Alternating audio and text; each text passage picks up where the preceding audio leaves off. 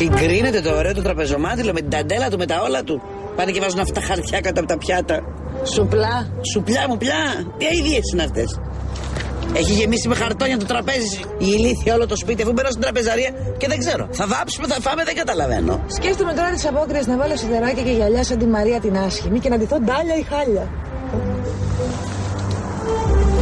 Το σουπλιά δηλαδή τι? Είναι αριστοκρατικό και η λαδόκολα δεν είναι?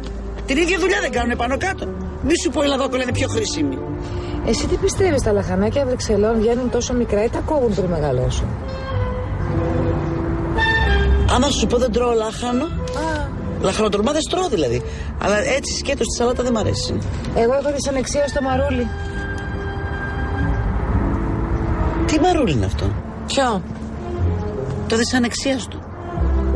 Τι μαρούλι είναι?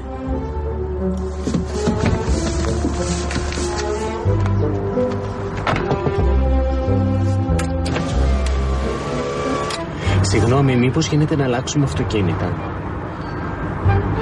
Και έτσι όπως ήρχονταν το μηχανάκι με τις μπομπονιέρες, στη γέφυρα του Διαβολούδα φέρνει μια τούπα το μηχανάκι και πέφτει μες στο ποτάμι. Με τις μπομπονιέρες μαζί.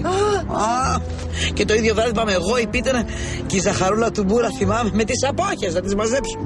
Λιώσαν τα κουφέτα.